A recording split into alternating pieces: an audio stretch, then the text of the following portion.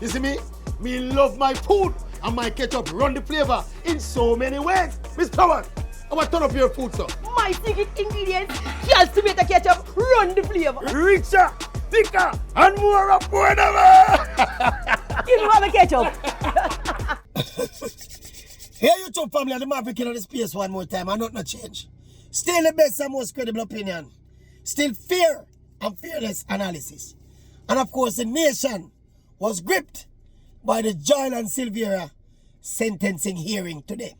The man of the moment, the star of the show, the television personality now, the Chief Justice, they put with TV a chat for about 2 hours and mash. You talk about cover all of your bases. The man going at every single legal possibility surrounding the case. The man going at every nitty-gritty, boring detail as to what he might do and what he might not do and what he would consider and what he would not consider. And at the end of the day, him end up getting the man, remember say 2 counts, you know, voluntary manslaughter and the use of a firearm in committing an offense. Him get 20 years for one and 20 years and 10 months for the other, to run concurrently. And my understanding is that he will be eligible for parole after 13 years. I don't know that look to you, but that look like him get what to me, you know. Him get off light. Then what you mean? All things considered, and the Chief Justice going out, you know. The Chief Justice chronicle every single sequence where happening at that incident here. And he had character witnesses, and he had state witnesses, and him have defense witnesses. And of course he had the defense attorney and the defense team a state for them case as well. And when him consider everything, him get the man 20 years and 10 months. I think Mr. Silvera get it. To be out possibly in 13. Him get it. That's my personal take on it. He got off lightly. And one of the time when the Chief Justice explained, you know, say, boy, you know how egregious the thing is, because even when he never pleaded manslaughter until at the very last moment, you know, him try every single thing to cover up the crime from the time it was committed, you know, until he saw that to face a jury in our murder charge would have too risky to him, you know. That is why enough people have said the Chief Justice them and the prosecution them should not have accepted the guilty plea, you know. Because the evidence was so overwhelming. The intent was clear for all to see. And when him tell the story, say he was provoked and provocation was why he resorted to all of that, you know. That story sound flimsy to me. We don't know if that story is true. It is not consistent with the actions of Mr. Silvera after the crime was committed, you know. The Chief Justice pointed to the callousness in leaving the dead woman in the house for her young children to come and discover. And even after that, when the body was doctored and set up, and the claim was that she died of natural causes, the retiling of the room and the cleaning up of the murder scene is when the body reached the pathologist, you know. The pathologist realized, hold on man, they look like 2 bullet marks. It's so come now Mr. Silvera became a suspect, you know, people. And even after he became a suspect, the ballistic report now, where it would be crucial in the case, you know, to tag the murder to Mr. Silvera's licensed firearm, you know. One ballistic report was done, March. Mr. Silvera and his team recommended or requested a second ballistic report, you know, knowing that the gun was tampered with. The gun fire again after the murder, after the death of Mr. Silvera. And the Chief Justice went on to give all of them people in the system them praise and them credit, while pointing to how deliberate the plot and elaborate the plot was, you know, to cover up, you know. And then by the story that he was being provoked and abused. And at the night in question, I take up him firearm, and the firearm go off and hit her in 3 places. No, The Chief Justice. The Chief Justice lenient, man. And look here. Me I watch the whole thing unfolding now. Me I say to myself, the only reason why Jamaica get to see this process, you know, is because he's a uptown man, a brown uptown man. Me I go say it, you know. Don't go like me not to say it. Don't go like you don't want to hear the ass shooter. It's only because he's a brown uptown man and a politician. That elaborate process of where we see there, you know, that would not take place for any common black Jamaican, you know. Black Jamaican just get sentenced and the key dash way, you know, for lesser crime than this, you know. But it was classism on display in the justice system today of its highest order. And when you consider the leniency of the sentence, that just capped it off. Jamaica is a dirty, classist society. It's like how some country ball about racism. You see how some country racist?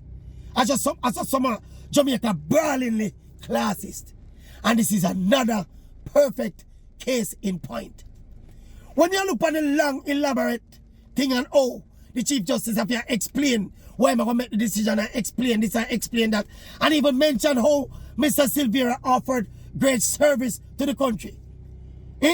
Politician service to the country greater than anybody else's service?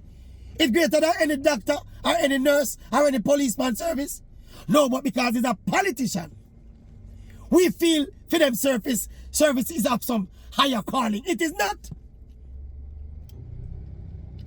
And you see, and there are certain things about Jamaica, you know. If them not change, the country and a whole not gonna make the kind of progress we make, you know. You see that two Jamaica system, yeah? One Jamaica for up so and one Jamaica for round so.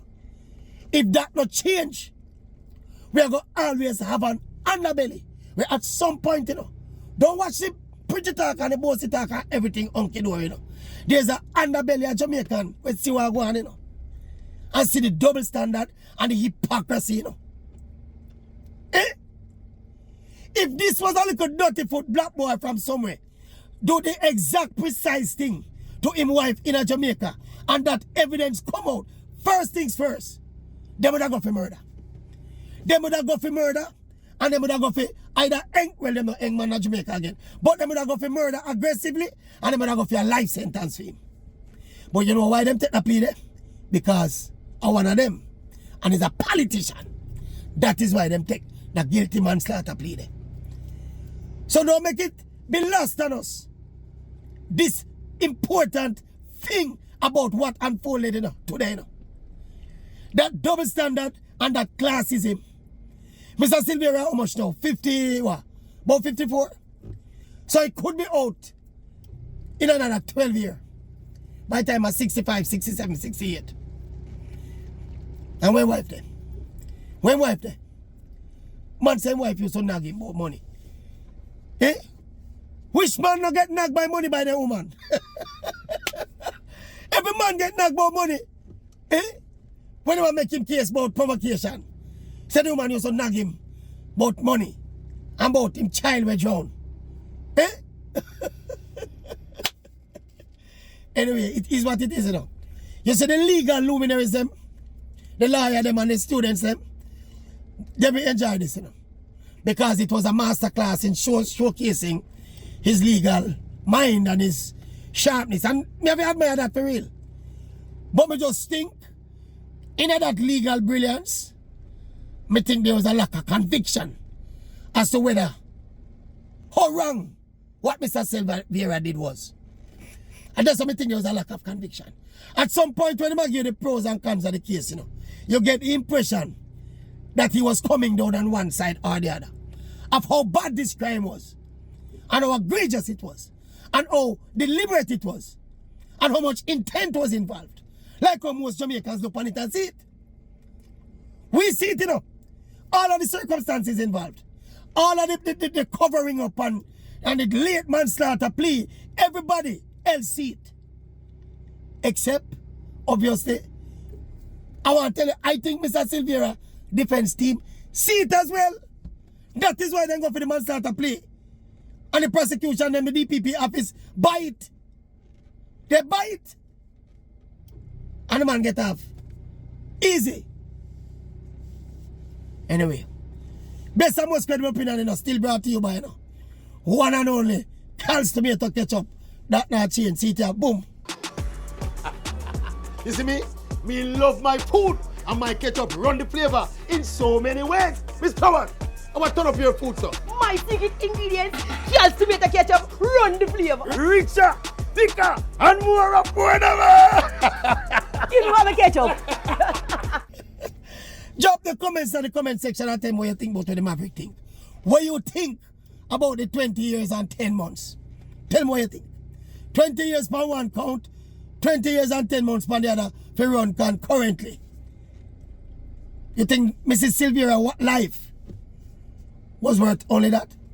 You think that? Eh? You think Mrs. Silvera life worth only 20 years and Mr. Silvera sit down in a prison for 13 or 14 years time and come back out? Eh? You know the real punishment we all get still? The scorn of his children. No matter how long or how short he may get the sentence, the scorn of his children will be the punishment we all get. And that can't erase. Drop a comment in the comment section and tell me what you think about the Maverick thing. You see me? Me love my food and my ketchup run the flavor in so many ways. Miss Power, I want to turn up your food, sir. My secret ingredients, Charles tomato ketchup, run the flavor. Richer, thicker, and more affordable. You don't have a ketchup.